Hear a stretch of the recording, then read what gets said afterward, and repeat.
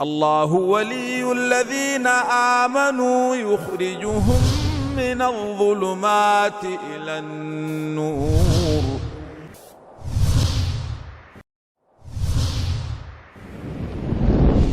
بسم اللہ الرحمن الرحیم نحمدہ ونصلی علی رسولہ الکریم اما بعد. معزز ناظرین کرام السلام علیکم ورحمۃ اللہ وبرکاتہ. آپ دیکھ رہے ہیں نور ٹی وی جدہ اور میں ہوں محمد عاقل. گزشتہ ہفتے سے بریلوی مکتب فکر کے عالم دین جناب مولانا خادم حسین رضوی کے انتقال پر گفتگو کی جا رہی ہے. ان کی وفات کے بعد اہل حدیث علماء، غیر اہل حدیث علماء، بریلوی، دیوبندی سبھی اپنی عقیدت کے نذرانے پیش کر رہے ہیں، ان کے مزار پر شریک ہوتے ہیں، اور یہ کہا جاتا ہے، ہم نے ویڈیو میسیجز بھیجے جاتے ہیں کہ اہل حدیث علماء بھی وہاں گئے ہیں اور عقیدت کے نذرانے انہوں نے بھی پیش کیے ہیں. ہمارے ایک دوست ہیں جو چینل کو ویور ہیں ہمارے یوٹیوب کے، وہ بہت ہی شائستگی سے بریلوی ہونے کے باوجود بہت اچھے انداز میں گفتگو کرتے ہیں. حضور آپ یہ فرما رہے ہیں کہ 5-6 بڑے بڑے جنازے ہیں پاکستان میں. آپ غور سے دیکھیے گا، علامہ خادم حسین رضوی صاحب کا جو جنازہ ہوا ہے وہ یورپ کا جو میڈیا وہ کہہ رہا ہے 1,70,00,000 کہہ رہا تھا. 1,70,00,000 کہا جا رہا ہے. بہت سے لوگ نہیں ان کا ہو سکتا، اس لیے جی کہ لاہور بہت بڑا ہے منارے پاز جنازہ کے لیے. بڑے جنازے رب العالمین کی مخلوق آدمی سے اتنا پیار کرتی ہو تو رب تو بہت مہربان ہے. 70 پوری دنیا حیران ہو گئی ہے، پوری یہاں ساؤتھ افریقہ میں آدمی سے اتنا پیار کرتے، ان کے پاس اتنے وسائل ہی نہیں تھے. وہ اتنی علماء نے، دیوبندی علماء نے ان کا جنازہ پڑھا ہے، اہل حدیث علماء نے، دیوبندی علماء نے ان کا جنازہ پڑھا ہے. جمع غفیر اس میں شریک ہوا ہے، اور اس جمع غفیر کو ناپا جا رہا ہے جتنے لوگوں نے ان کے ساتھ نماز جنازے میں شرکت کی ہے یا انہیں خراج عقیدت پیش کی ہے، اس سے ان کے جنت کو غالباً یا ان کے اللہ کو کے قریب ترین ہونے کا تجزیہ یا تبصرہ یہ لوگ کر رہے ہیں کہ جناب ان سے زیادہ اللہ کا قرب حاصل کرنے والا ہی شاید ماضی میں کوئی گزرا ہو، کیونکہ ان کے جنازے میں بقول انٹرنیشنل میڈیا کے یہ کہہ رہے ہیں، حالانکہ ایسا حقیقت نہیں ہے. خیر، انہوں نے جو ویڈیو بھیجی ہے وہ دیکھیے. وہ لبیک اور اس طرح کے نعرے عقیدت مند جمع ہیں، ان میں مولانا طارق جمیل صاحب بھی ہیں. طارق جمیل صاحب کا تو معاملہ بڑا عجیب و غریب ہے. یہ کہیں بھی جا کر کسی بھی طرح کا نعرہ لگانے میں، بلکہ روایات کو، من گھڑت روایات کو پیش کرنے میں کوئی بھی گریز نہیں کرتے ہیں.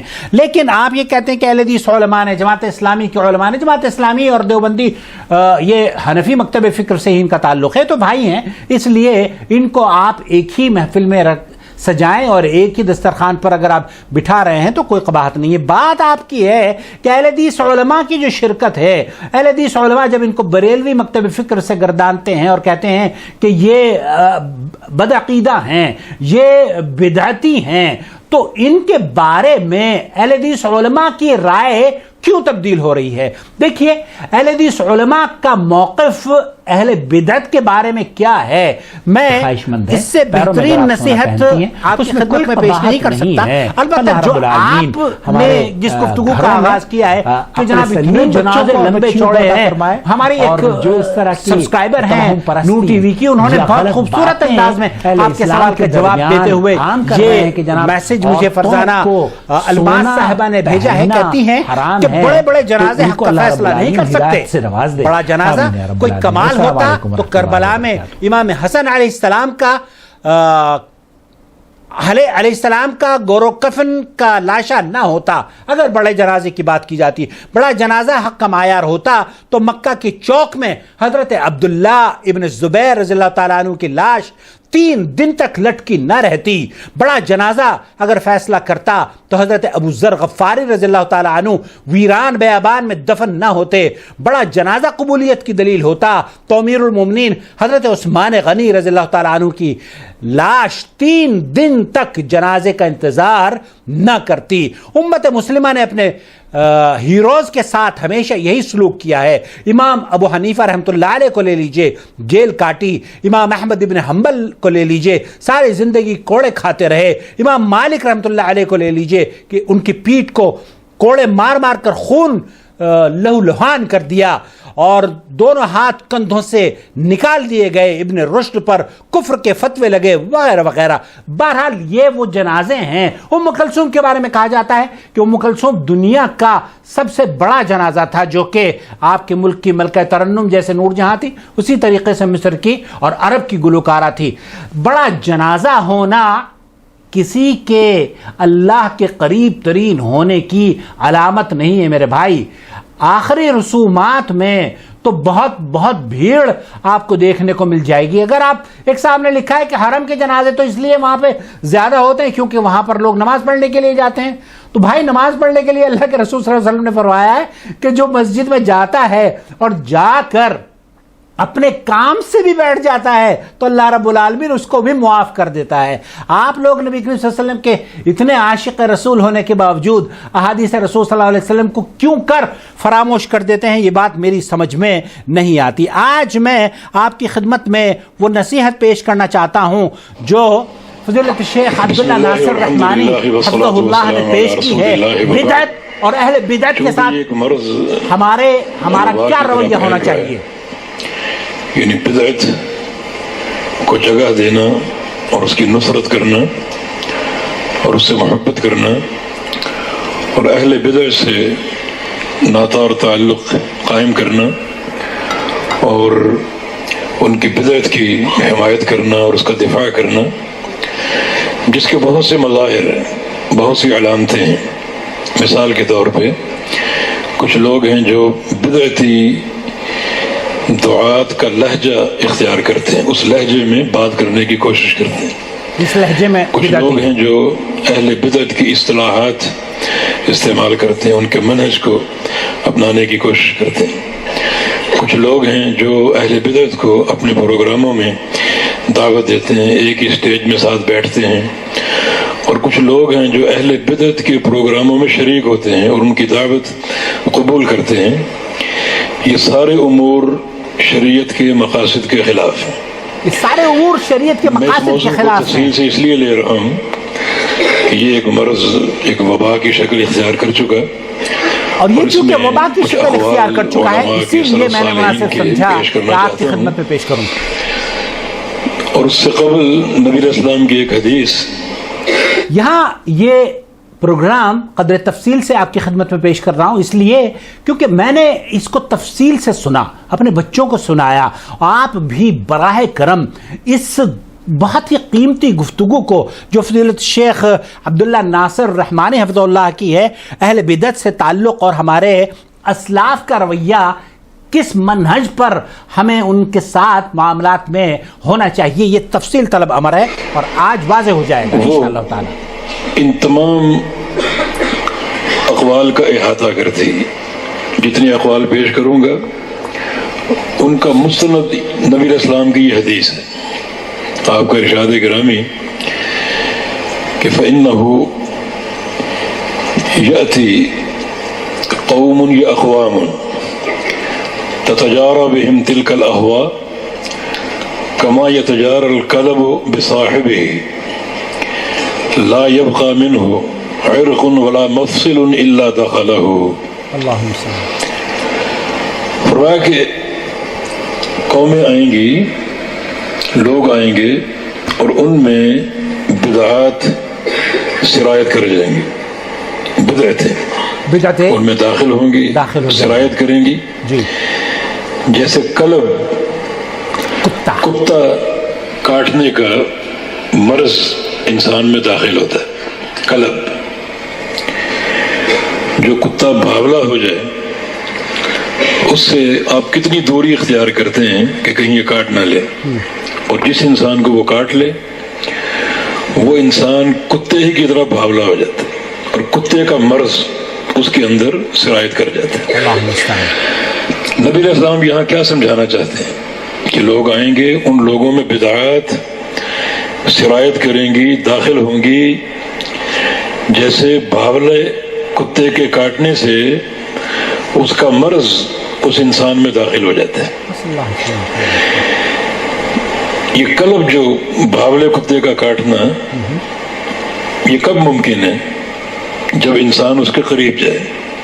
جو شخص کتے سے دور ہو اور دور رہے اور دوری اختیار کرنے میں کامیاب ہو جائے، کتا اس کو کاٹ سکے گا؟ نہیں. کس کو کاٹے گا؟ جو اس کے قریب جائے گا، اس کو کاٹنے میں کامیاب ہو جائے گا. اور کتا اگر کاٹ گیا تو جو اس کا بھاولا پن ہے، اس کا پاگل پن، وہ اس شخص میں سرایت کر جائے گا. تو یہ مثال ہے ایک بدعتی انسان سے دوری اور اس کے قرب کی. اس سے اگر دور رہو گے تو آپ اس کے شر سے بچ جاؤ گے، جیسے بھاولے کتے کے شر سے بچ جائیں گے اس سے دور رہنے کی بنا پر.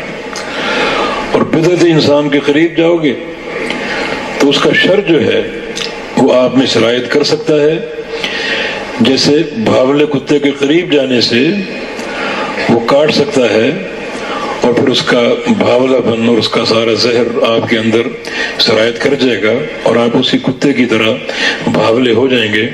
اسی طرح بدعتی انسان کا قرب، اس کی مصاحبت اور مجالست، یہ آپ کے اندر اسی طرح اثر انداز ہو سکتی ہے اور آپ بالکل اسی طرح اسی کے حکم میں شمار ہو سکتے ہیں جو بدعتی انسان کا حکم ہے. لا يبقى منه عرق ولا مفسد الا دخله. یہ بھاولا کتا جب کاٹتا ہے تو پھر اس کا اثر اس انسان کے رگ و ریشے میں ظاہر ہو جاتا، داخل ہو جاتا، اور وہ انسان اپنی جگہ بھاولا ہی بن جاتا ہے. اس طرح ایک بدعتی انسان کا قرب ایک انسان اگر اختیار کرے گا تو اس کا زہر اس کے اندر جو ہے وہ اثر انداز ہوگا. بقول ابن قیم رحمہ اللہ کے کچھ لوگ ایسے ہیں جن کی مصاحبت زہر سے بدتر. جس شخص کے اندر زہر داخل ہو جائے اس کو شاید کوئی تریاق مل جائے، اگر اللہ چاہے تو کوئی تریاق اس کو مل جائے، ورنہ کہہ دو کہ احسن اللہ عزاک، تو مر گیا، تو اب زندہ نہیں ہے، احسن اللہ عزاک. اس کو تریاق نہیں مل سکتا اور اس مرض کا کوئی علاج نہیں ہے. ہاں اللہ چاہے تو اس کو پلٹا سکتا ہے اور یہ مرض ختم کر سکتا ہے، وہ ہر شے پر قادر ہے. تو یہ نبی علیہ السلام کی حدیث ایک ایسی اساس ہے جو ان تمام اقوال کی ترجمان ہے، یا سارے اقوال اس حدیث کے ترجمان ہیں جو میں آپ کے سامنے ابھی پیش کر رہا ہوں. یہ شرح السنہ امام بربہاری رحمہ اللہ کی، جو کہ بڑے شدید تھے اہل بدعت پر، ان پر رد کرنے پر. کسی دور میں ایک واقعہ پڑا تھا، ابن رجب رحمہ اللہ نے اس کو نقل کیا ہے کہ ایک دن بغداد میں اچانک خوشبو پھوٹ پڑی، ہر طرف خوشبو پھیلی ہوئی. وہ خوشبو کہاں سے اٹھ رہی ہے اس کا مصدر معلوم نہیں ہو رہا تھا. لوگ کبھی ادھر جا رہے ہیں کبھی ادھر جا رہے ہیں. آخر خوشبو کا پیچھا کرتے کرتے قبرستان پہنچ گئے. قبرستان سے خوشبو آ رہی تھی اور قبریں بہت تھیں. وہ دیکھتے دیکھتے تلاش کرتے کرتے ایک قبر کے پاس کھڑے ہو گئے. وہ خوشبو وہاں سے پھوٹ رہی تھی. وہ قبر امام بربہاری رحمہ اللہ کی تھی، جو ان کی سنت کی محبت اور بدعت کا رد اور نفرت اللہ نے ان کو عطا فرمایا تھا. اللہ تعالیٰ اپنی نشانیاں دکھاتا ہے اور اللہ نے اس طرح ان کے فضل کا اظہار کیا اور اس کی گواہی دی. فرماتے ہیں کہ اذا ظہر لک من الانسان شیء من البدع فاحذرہ. کسی انسان سے اگر تمہیں کوئی بدعت نظر آئے تو اس سے بچو. فإن الذي أخفى عنك أكثر مما أظهر.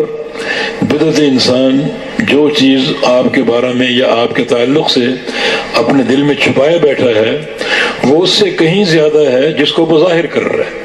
یعنی ایک بدعت اگر ظاہر ہوتی ہے ہو سکتا ہے اس کے اندر 20 بدعت ہوں. اس کا قرب اختیار کرو گے تو آج تو ایک بدعت ہے اور کل ان 20 بدعات میں تم ملوث ہو سکتے ہو. ایک بدعت دیکھ لو، اس سے کنارہ کشی اختیار کر لو اور دوری اختیار کر لو. فرماتے ہیں وَإِذَا رَأَيْتَ الرَّجُلَ رَذِيءَ الطَّرِيقِ وَالْمَذْهَبِ فَاسِقًا فَاجِرًا صَاحِبَ الْمَعَاصِي ظَالِمًا وَهُوَ مِنْ أَهْلِ السُنَّةِ فَاصْحَبْهُ.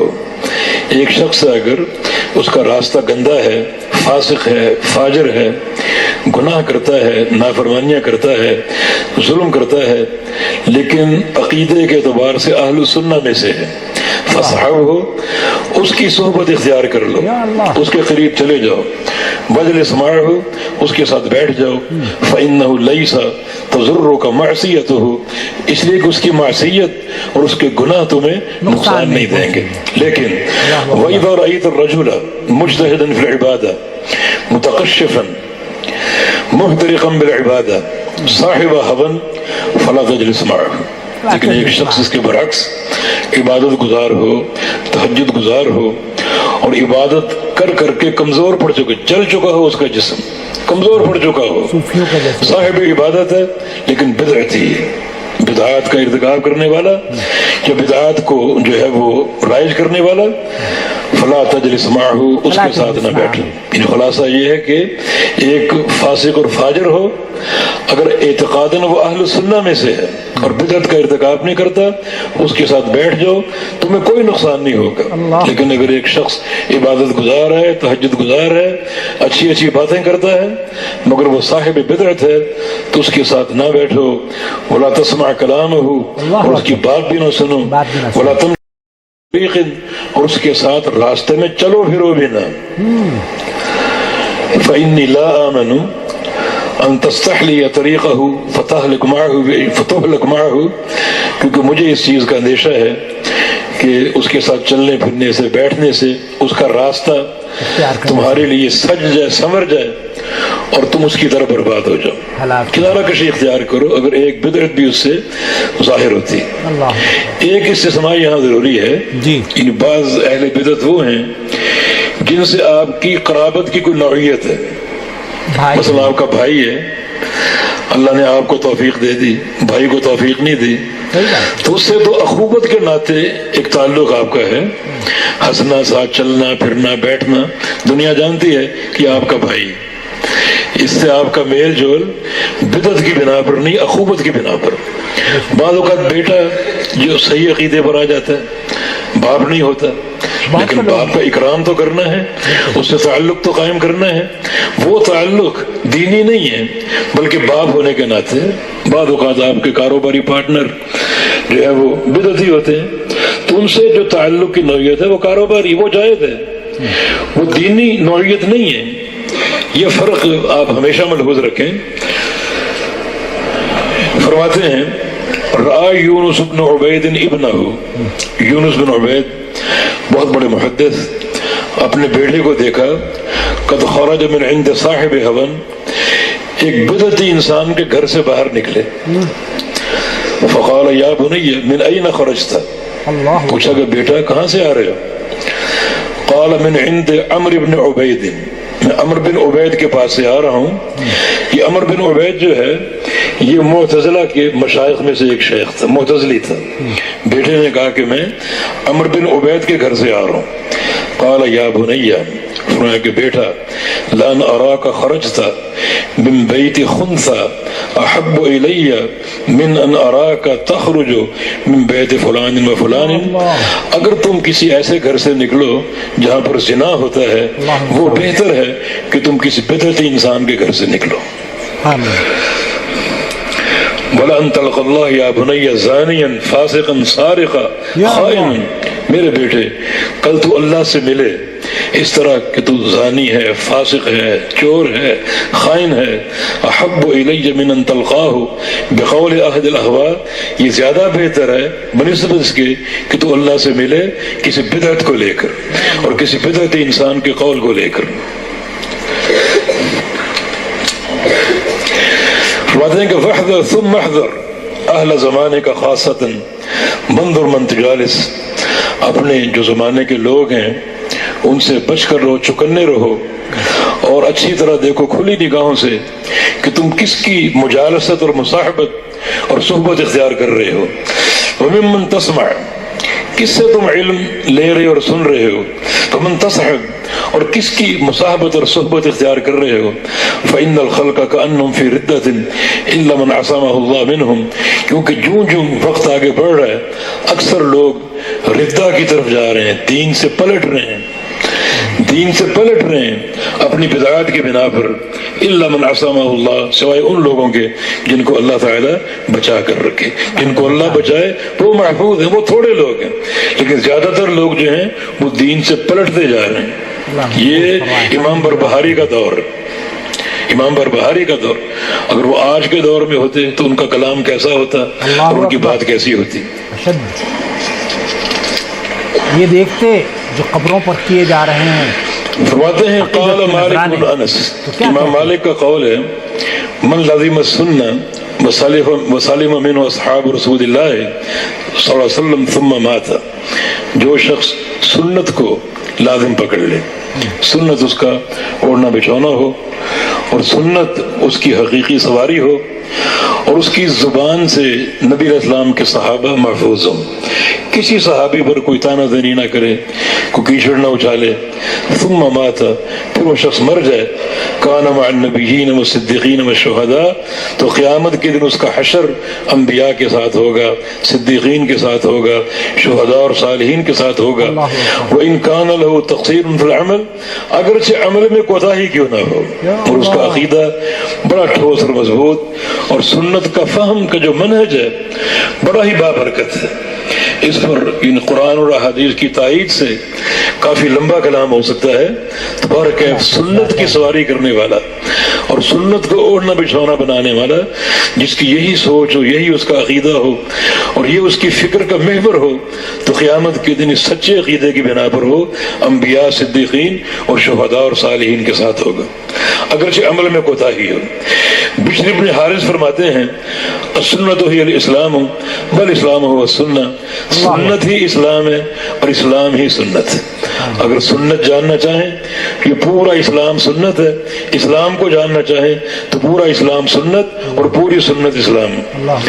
قاضی فضیل بن عیاض بڑے شدید اہل بدعت پر ان کے بہت سے اقوال ہیں. ایک قول اذا رأيت رجلا من اہل السنہ فكأنما ارى رجلا من اصحاب رسول اللہ صلی اللہ علیہ وسلم، اگر میں کسی اہل السنہ سنت پر عمل کرنے والے شخص کو دیکھتا ہوں تو ایسا محسوس ہوتا ہے جیسے میں نے اللہ کے پیغمبر کے کسی صحابی کو دیکھ لیا، اور اگر میں کسی بدعتی انسان کو دیکھوں تو ایسا لگتا ہے جیسے اللہ کے نبی کے دور کے کسی منافق کو دیکھ لیا. وقال یونس بن عبید العجب ممن يدعو اليوم الى السنة واعجب منه المجيب الى السنة، کہ سب سے یعنی محبت کے قابل وہ شخص ہے جو آج اللہ کے پیغمبر کی سنت کا داعی ہے، اور آج کے پرفتن دور میں وہ شخص اس سے زیادہ خوبصورت اور محبت کے قابل ہے جو سنت کی دعوت کو فوراً قبول کر لے اور جان لے کہ حق یہی ہے.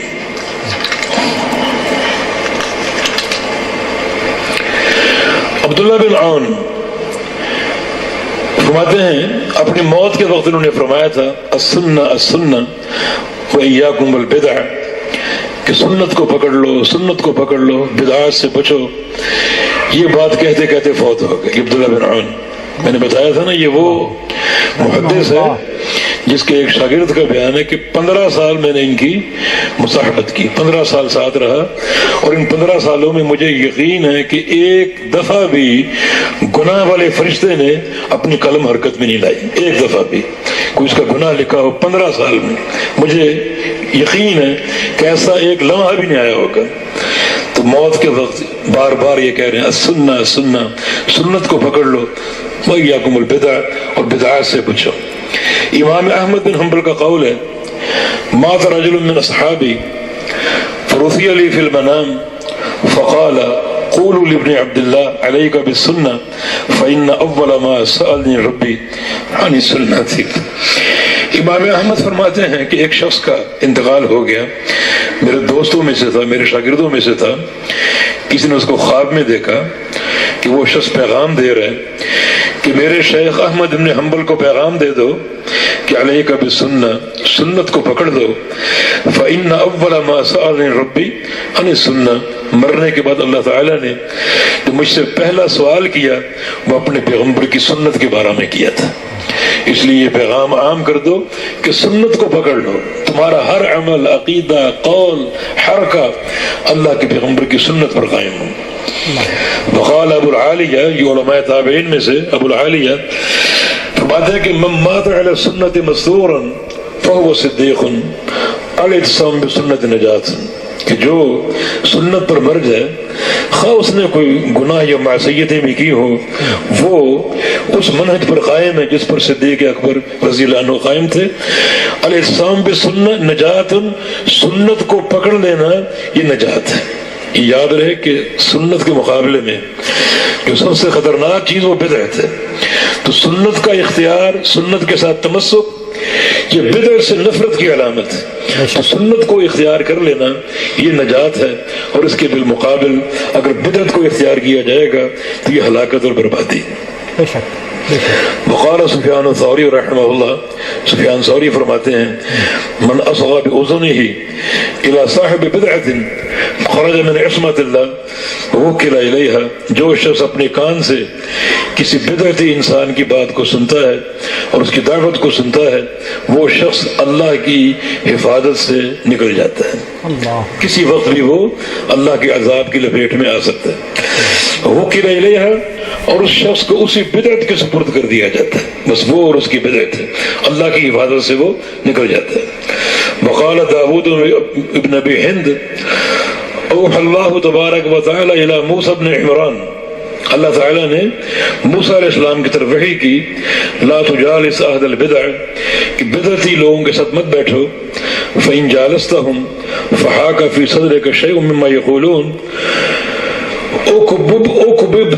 اکببت فی نار جہنم، اگر تم کسی بدعتی شخص سے بیٹھ گئے اور اس کی کوئی بات تمہارے سینے میں اٹک گئی، کوئی بات تمہارے دل میں داخل ہو گئی اور تم اس سے متاثر ہوئے، تو تمہیں اوندھا کر کے جہنم میں گرا دیا جائے گا۔ کوئی بات بھی اگر تمہارے سینے میں داخل ہوئی یا تم اس سے متاثر ہوئے۔ وقال الفضیل بن عیاض من جالس صاحب بدعت لم یعط الحکمہ، جو شخص کسی بدعتی انسان کے ساتھ بیٹھے گا اسے حکمت نہیں دی گئی، اس کو حکمت نہیں دی جائے گی۔ حکمت کتاب و سنہ، وہ کتاب و سنہ کے نور سے جو ہے وہ محروم کر دیا جائے گا۔ کسی بدعتی شخص بیٹھے گا تو سنت سے محروم ہو جائے گا، اور یہ تو یعنی بہت سے اسلاف کے قول سے بات ثابت ہے کہ جہاں کسی بدعت کو زندہ کیا جائے گا وہاں اس کے مقابلے کی بدعت کو مٹا دیا جائے گا، اور اگر اس طرح معاملہ عام ہو گیا تو سنتیں مٹتی جائیں گی اور بدعتیں بلند ہوتی جائیں گی۔ وقال الفضیل بن عیاض لا تجلس مع صاحب بدعت فإنی اخاف ان تنزل علیک اللعنہ، کہ کسی بدعتی انسان کے ساتھ مت بیٹھو، مجھے ڈر ہے کہ تم پر لعنت نہ برسے۔ یہ تو ہم نے پہلے بات کی کہ بدعتی ملعون ہے، لعنت کا مستحق ہے، اللہ کی، فرشتوں کی اور تمام لوگوں کی۔ جو شخص اس کے ساتھ بیٹھے گا تو ایک ہی مجلس ہوگی، اس مجلس میں بدعتی پر بھی لعنت برس رہی ہے، تم پر بھی لعنت برسے گی اگر کسی بدعتی انسان کے ساتھ بیٹھو گی۔ وقال الفضیل بن عیاض من احب صاحب بدعت احبط اللہ عملہ واخرج النور الاسلام من قلبہ، کہ جو کسی بدعتی انسان سے محبت کرے گا، یہ محبت کے مظاہر ہیں۔ محبت جو ہے وہ کسی دعوے کی محتاج نہیں، کسی بھی شے کی محبت کے مظاہر ہوتے ہیں۔ مثلا جو ہم نے شروع میں بات عرض کی، کسی بدعتی انسان کی نقالی، اس کے لہجے کی نقالی، کسی بدعتی انسان کی اصطلاحات کو اور اس کے منہج کو اپنانا، یہ محبت کے مظاہر ہیں، یہ محبت کے مظاہر۔ کسی بدعتی انسان کو اپنے ہاں دعوت دینا، اپنا اسٹیج پیش کر دینا، کھڑے ہو کر بات کرو، کسی بدعتی انسان کی دعوت پر ان کے ہاں جانا، انتہائی سارے زہریلے اقدام ہیں۔ دیکھنے والے انسان پرلے درجے کے گمراہ ہو سکتے ہیں کہ ہمارے بڑے فلاں کے ساتھ بیٹھے ہیں اور ہنس کی باتیں ہو رہی ہیں ایک ہی اسٹیج پر، تمہارا وہ بھی ٹھیک ہے، قبر پر کھڑے ہو کر کہہ رہے ہیں۔ بدعت کی غیرت یوں ہی ختم ہو رہی ہے، بدعت اور شرک کی غیرت اسی لیے ختم ہو رہی ہے کہ ہم اپنے بڑوں کو، بزرگوں کو دیکھتے ہیں کہ وہ بدعتی لوگوں کے ساتھ بیٹھے ہیں، ان سے الحاق، ان سے اس طرح کے عمل تو فرماتے ہیں کہ جو شخص کسی بدعتی انسان سے محبت کرے گا احبط اللہ عملہ، اللہ رب العزت اس کے سارے عمل ضائع کر دے گا. کیوں؟ کیونکہ بدعتی انسان کے عمل بھی برباد ہے، اس کی نمازیں روزے اللہ قبول نہیں کرے گا. ابن قیم فرماتے ہیں کہ شیطان کی پہلی کوشش یہ ہوتی ہے کہ بندے کو مشرک بنا دے، اور بندہ اگر شرک نہ کرے تو شیطان کی دوسری کوشش ہوتی ہے کہ اس کو بدعتی بنا دے. اور اگر ان دو جالوں میں سے کسی ایک جال میں بندہ پھنس جائے تو اس کو شیطان چھوڑ دیتا ہے کہ جاؤ بیٹا جا کے حج کرو، عمرے کرو، روزے رکھو، نوافل ادا کرو، تہجد پڑھو، یتیم خانوں کی کفالتیں کرو، مدارس بناؤ، اب مجھے کوئی پرواہ نہیں، کیونکہ تم شرک یا بدعت میں مبتلا ہو چکے ہو، اور شرک یا بدعت کی موجودگی میں اللہ تعالیٰ کوئی نیکی قبول نہیں کرے گا، اب جو مرضی کرتے رہو. تو کسی بدعتی انسان سے محبت کرنے والا اللہ اس کے سارے اعمال کو برباد کر دے گا. وَأَخْرَجَ النُّورَ الْإِسْلَامِ مِنْ قَلْبِهِ، اور اس کے دل سے اسلام کا نور نکال دے گا. نور تو اللہ کے علم کا اور کتاب و سنت کا ہے، اور اگر یہاں بدعت آ گئی تو یہ ظلمت اور تاریکی. جہاں اندھیرا ہوگا وہاں نور نہیں ہوگا، اور جہاں نور ہوگا وہاں ظلمت نہیں ہوگی. ہر انسان کے سینے میں ایک ہی دل ہے. اگر دو دل ہوتے تو ایک کو بدعت کے لیے وقف کر دیتے، دوسرے کو اللہ کی وحی کے لیے، لیکن دل تو ایک ہی ہے. اگر نور ہے تو تاریکی نہیں ہے، اور اگر تاریکی ہے تو نور نہیں. اور قاضی فضیل بن عیاض ہی کا بیان ہے، من جلس مع صاحب بدعت فی طریق فجز فی طریق غیرہ، اگر تم کسی بدعتی انسان کے ساتھ کسی کو دیکھو، تمہارا وہ بھائی کیوں نہ ہو، تمہارا وہ شیخ کیوں نہ ہو، تم وہ راستہ چھوڑ دو اور کوئی اور راستہ اختیار کر لو. اس کا یہ معنی ہے کہ عمومی مظاہر میں بالخصوص کسی بدعتی انسان کی مجالست بڑی خطرناک. عمومی مظاہر سے مراد یہ کہ دنیا دیکھ رہی ہے اس بدعتی کی بھی، اور اس کے ساتھ آپ کو دنیا دیکھ رہی. تو اس میں دنیا کے لیے ایک بڑا دھوکے کا سامان ہے کہ ہمارا شیخ فلاں شخص کے ساتھ ہے، مانا فلاں شخص بھی ٹھیک ہے. اسی طرح عقیدے کی غیرت دل سے ختم ہوتی ہے. تو تم یہ مت دیکھو کہ میرا شیخ بیٹھا اس کے ساتھ، فجز فی طریق غیرہ، دوسرا راستہ اختیار کر کے اس کو سلام علیکم خیر بات کہہ کے آگے بڑھ جاؤ، وہاں ساتھ نہ بیٹھو. اللہ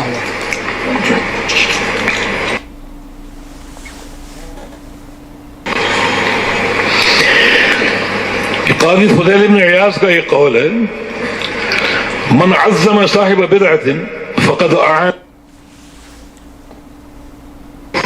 جو شخص کسی بدعتی انسان کی تعظیم کرے اور اس کی توقیر کرے اور اس کی عزت کرے، اس کو عزت دے، اس شخص نے اسلام کی عمارت کو ڈھا دیا. اسلام کی عمارت کو ڈھا دیا. تو من تبسم فی وجہ مبتدع فقد استخف بما انزل اللہ علی محمد صلی اللہ علیہ وسلم، اور جو شخص کسی بدعتی انسان کے چہرے پر مسکرائے، اس کو مسکراہٹ سے دیکھے جس کا مظہر جو ہے وہ دینی تعلق ہو. ہم نے عرض کیا کہ جیسے باپ بیٹا ہیں، بھائی بھائی ہیں، یا کاروبار کے پارٹنر ہیں، یہ مجالست اور طریقے کی، اس میں ہنسی تبسم جائز ہے. لیکن جہاں مظہر صرف دین ہو اور ایک شخص کسی بدعتی انسان کو مسکرا کے دیکھ رہا ہے، اس نے اللہ کی وحی کی توہین کی ہے. اللہ تعالیٰ نے محمد رسول اللہ صلی اللہ علیہ وسلم جو وحی اتاری اس نے اس کی توہین کی ہے. تو من زوج کریمتہ بمبتدع فقد قطع رحمہ. سنیں، جو شخص اپنی بیٹی یا اپنی بہن، بھتیجی یا بھانجی کسی بدعتی کے نکاح میں دے دے، اس نے اسی روز اپنا تعلق اس سے کاٹ دیا، رشتہ اپنا ختم کر دیا. کہاں کا رشتہ؟ آپ کہیں ٹھیک ہے کوئی پرواہ نہیں، رشتہ ختم ہوا نا، کیا پرواہ ہے؟ نہیں، پرواہ ہے. رشتہ اگر آج کاٹو گے تو قیامت کے روز یہ رشتہ رحم حقب الرحمان کو تھامے گا. صحیح بخاری کی حدیث. رشتہ کہے گا سل من وصلنی واقطع من قطعنی، یا اللہ جس نے مجھے دنیا میں جوڑا اس کو تو اپنے ساتھ جوڑ دے، جس نے مجھے توڑا اس کو تو بھی توڑ دے. تو اگر آج اپنی کسی بیٹی کا، بھانجی بھتیجی کا، بہن کا رشتہ کسی بدعتی سے کرو گے، تم نے آج رشتہ توڑ دیا، رشتہ ٹوٹ گیا. قیامت کا دن ہوگا، یہی بھانجی یہی بھتیجی جس کے ساتھ ایک تعلق تھا آپ نے کاٹا، تو وہ جو تعلق ہے وہ اللہ تعالیٰ سے استدعا کرے گا کہ یا اللہ جس نے مجھے جوڑا اس کو تو جوڑ دے، جس نے مجھے توڑا اس کو تو بھی توڑ دے. یا اللہ. ومن تبع جنازة مبتدع لم يزل في سخط من الله حتى يرجع. اور جو شخص کسی بدعت انسان کے جنازے میں شریک ہو اور جنازے میں پیچھے پیچھے جائے، وہ جب تک جنازے میں موجود ہے اور شریک ہے اس وقت تک اللہ کی ناراضگی میں، اس کی لعنت اور پھٹکار میں ہے. حتی یرجع، حتیٰ کہ فارغ ہو کے واپس لوٹے. جب تک موجود ہے تدفین تک، واپس لوٹنے تک اللہ تعالیٰ کی ناراضگی میں ہے اور اس کی لعنت میں ہے. قاضی فضیل ہی کا قول ہے من جلس مع صاحب بدعت ورثہ العمی، کہ جو شخص کسی بدعتی انسان کے ساتھ بیٹھے گا اللہ اس کو اندھا کر دے گا، بصیرت کا اندھا، بصارت کا ہو یا نہ ہو، بصیرت کا اندھا. اور قیامت کے دن اٹھے گا اندھا ہو کر، اس کو کچھ سجائی نہیں دے گا اور نظر نہیں آئے گی. اتنا خطرناک ہے بدعت. یہ سارے اقوال جو ہم نے بعض میں سے چن کر آپ کے سامنے پیش کیے، ورنہ علماء اور محدثین کے اور بھی بہت سے اقوال ہیں. امام احمد بن حنبل سے حارث المحاسبی کے بارے میں سوال ہوا جو کہ جہمی تھا، اور جہمی نظریات کا داعی تھا کہ اس کے ساتھ تعلق رکھیں یا نہ رکھیں. تو آپ نے شدید الفاظ استعمال کیے، بلکہ اس قول میں یہ ہے کہ احمر وجہہ وانتفخت اوداجہ. یہ سوال سن کر ہی امام احمد کا چہرہ غصے سے سرخ ہو گیا اور گردن کی رگیں پھول گئیں، اور آپ نے شدید غیظ و غضب کا اظہار کیا. شدید غیظ و غضب. لوگوں نے کہا کہ یروی السنہ ومن قصتہ کذا ومن قصتہ کذا، کہ امام صاحب وہ سنت کی باتیں کرتا ہے، حدیثیں بھی روایت کرتا ہے، اور اس کا یہ واقعہ، اس کا یہ واقعہ، اس کا یہ قول، اس کا یہ بیان. امام احمد بن حنبل نے 3-4 نام لیے کہ یہ تینوں چاروں اہل سنہ میں سے تھے، لیکن حارث المحاسبی کی صحبت اختیار کر کے وہ سارے جہمی ہو گئے، سارے جہمی ہو گئے. فرمایا کہ لا تغتر بتنکیس رأسی ولا بصلاتی ولا بصیامی، کسی انسان کی نمازیں، اس کے روزے اور اس کا سر جھکا کے بیٹھنا، اس سے دھوکہ نہ کھاؤ. جب اس کو دیکھو اس کے لب پھڑپھڑا رہے ہیں جیسے اللہ کا ذکر کر رہا ہے، اس سے دھوکہ نہ کھاؤ. اس کے معاملے کو علماء پر پیش کرو، علماء راسخین، علماء ربانیین، اور وہ اگر اس کے منہج کی عقیدے کی تائید کرتے ہیں. اور یہ شروع سے یہ معاملہ چلا آ رہا ہے، شروع سے. امام سفیان ثوری رحمہ اللہ بصرہ گئے، وہاں ایک شخص کا مقام دیکھا، یہ ربیع بن سبی اس کا نام تھا، اور وہ اس کا معاملہ بڑا مشہور. لوگوں سے پوچھا کہ ہم اس کو جانتے نہیں، یہ ربیع کو کون ہے؟ یہ اس کی بڑی مجلسیں ہوتی ہیں، بڑے دروس ہوتے ہیں اور بڑی اس کو دعوت دی جاتی ہے، کون ہے یہ؟ لوگوں نے کہا یہ حدیثیں بیان کرتے ہیں، اہل سنہ میں سے. پھر بھی مطمئن نہ ہوئے کہ اگر یہ حدیثیں روایت کرتا ہے تو ہمیں اس کا علم کیوں نہیں؟ محدثین تو دنیا کے علماء اور محدثین اور ان کے منہج سے آگاہ تھے، اس کا روایتوں میں نام کیوں نہیں؟ اس کی اسانید کیوں نہیں؟ یہ سند کے بغیر کیوں معروف ہے؟ مطمئن نہ ہوئے. کہا اچھا ایک اور سوال کا جواب دو، زیادہ تر کون لوگ اس کے ساتھ بیٹھتے ہیں؟ کہا کہ قدری لوگ جو تقدیر کے منکر، قدریون قدریون قدریون، یہ بھی قدری، یہ بھی قدری. یعنی یہ مجالست، اگر اہل یعنی تقدیر کے منکر اس کے ساتھ بیٹھتے ہیں تو یہ مجالست اس بات کی دلیل ہے کہ اہل سنہ میں سے نہیں ہے، یہ بھی قدری. امام ذہبی رحمہ اللہ جنہوں نے امام احمد بن حنبل کے قول کو نقل کیا حارث المحاسبی کے بارے میں، اور ایک اور محدث کا ذکر کیا ہے جس کے بارے میں انہوں نے فرمایا کہ جو اہل بدعت ہیں ان کی کتابیں پڑھنا جائز نہیں. اہل بدعت کی کتابیں پڑھنا جائز نہیں، الا یہ کہ جو شخص علم میں متمکن اور مضبوط ہے رد کرنے کے لیے پڑھے، رد کرنے، عامت الناس نہیں، بلکہ ان کی کتابوں کو جلانے کا حکم دیا. تو امام ذہبی فرماتے ہیں کہ یہ لوگ اگر جو آج کا دور ہے ہمارا، یہ تو امام احمد کا دور تھا، آج کا دور اگر امام احمد پا لیتے اور اس دور کے اہل بدعت کو دیکھتے تو امام احمد حنبل کا کیا موقف ہوتا، کتنا شدید موقف ہوتا. اسی قول پر جو ہے وہ تعلیق لگائی ہے شیخ ربیع حافظہ اللہ نے کہ اگر امام احمد حنبل آج کا دور پا لیتے جہاں قدم قدم پر فتنے اور دعات ضلالت ہیں اور مبتدعین ہیں تو ان کا کیا موقف ہوتا، کیا ان کا انداز ہوتا اور کیا ان کا موقف ہوتا. تو حقیقت یہ ہے کہ وہ جو نبی علیہ السلام کی حدیث ہے جس میں آپ نے قلب سے جو ہے وہ تعبیر فرمایا کہ بدعتی کو یہ سمجھو جیسے بھاولا کتا ہوتا ہے. بھاولے کتے کا قرب اس بات کا اندیشہ ہے کہ وہ آپ کو کاٹ لے گا تو پھر آپ بھی بھاولے کتے بن جائیں گے. اسی طرح بدعتی انسان کا قرب اس بات کا اندیشہ ہے کہ آپ اس کی بدعت سے متاثر ہو جائیں. متاثر ہو گئے تو پھر آپ بھی اسی زمرے میں شمار ہوں گے اہل بدعت کے. یہ حدیث ان تمام اقوال کی تائید کر رہی ہے. لہذا ہمارا جو ایک معاملہ جو ہونا چاہیے دینی اعتبار سے، مصاحبت کے اعتبار سے اور دین کے منہج کو اختیار کرنے کے اعتبار سے، یہ ہے دعوت دینے کے اعتبار سے، وہ سارا کا سارا کتاب و سنت پر قائم ہو اور کتاب و سنت پر اس طرح قائم ہو کہ سلف صالحین کے منہج پر ہو. یہ اقوال ہم نے پیش کیے اپنے سلف صالحین کے.